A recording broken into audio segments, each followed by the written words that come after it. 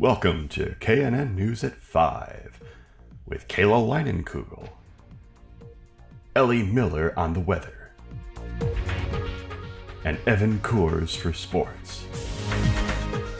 The team you can count on KNN News at 5.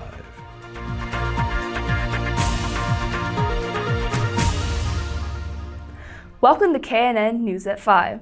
I'm Kayla Leinenkugel. Special story tonight. A couple in Plover, Wisconsin, celebrates their 50th wedding anniversary. More on that in a moment.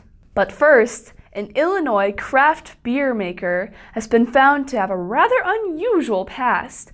Mark Kunke, known for a wildly popular beer called 1873 American Pale Ale, was caught on tape several years ago diverting several people off a local road.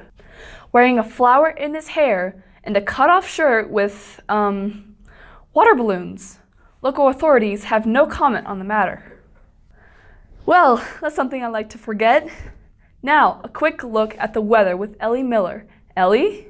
Thanks, Kayla. Hey, folks. Today in Plover, Wisconsin, we'll see partly cloudy skies and a high in the lower 80s. Perfect for a party. But since we're not really live on set, and we recorded this report weeks before it aired, it's probably going to be different. But I'm a meteorologist. I don't have to be right at all. In any case, this Wautoma resident had the right idea for a day like today. Stay hydrated. Back to you, Kayla. All right. Thanks, Ellie. We're coming up on that special report. But first, here's Evan Coors with the sports. Take it away, Evan.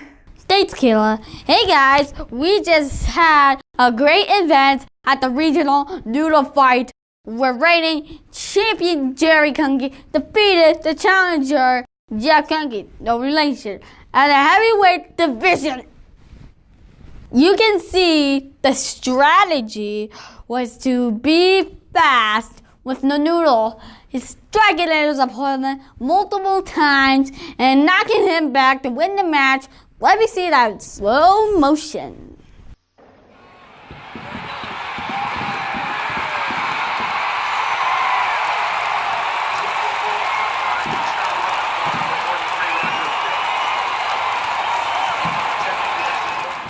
Well, that's it for sports. Back to you, Kayla. Thanks, Evan. And finally, our special report on a local couple and their 50th wedding anniversary. Gerry and Jean Kunke of Plover, Wisconsin are celebrating 50 years together at their home with family and friends. We've put together a report on the history of this couple, narrated by none other than some guy we found on the street and paid $50. 1968, in a suburb of Milwaukee, Wisconsin. Lyndon Johnson was the president. Otis Redding was in the top 10, and two people were walking down the aisle, starting a new life together. Gerry, son of Elmer and Gertrude Kunke, and Jean, daughter of Bernard and Ione Driggs. They were married in First Baptist Church of West Dallas. Jean and Gerry started out in a small apartment on 74th Street. In 1970, their first son, Scott Gerald, was born.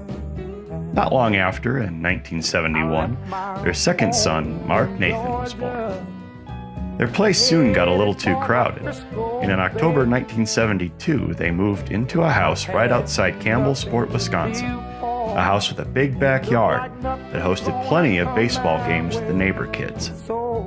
In 1979, their last son, Jeffrey Michael, was born. In 1994, after 20 years in Campbellsport, they'd move one more time after Gerry accepted a job close to Plover, Wisconsin. Jean would go on to attain her bachelor's degree in accounting, and Gerry went on to retire a few years later from Gamber Johnson after transforming it from a small company to a major global supplier of computer mounting equipment. Their kids grew as well. Many have gone to travel the world, own their own businesses, overcome serious odds, and achieve incredible things. Jean and Gerry instilled work habits in their kids that few could ever hope for.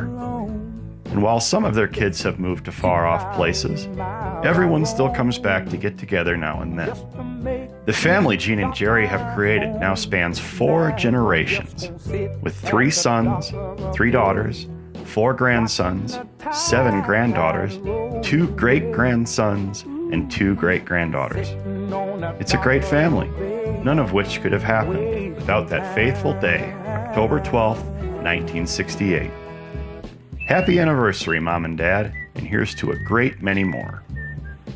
And that's all we have for today, folks. We'll see you next time on KNN News at 5. Happy anniversary, Grandma and Grandpa!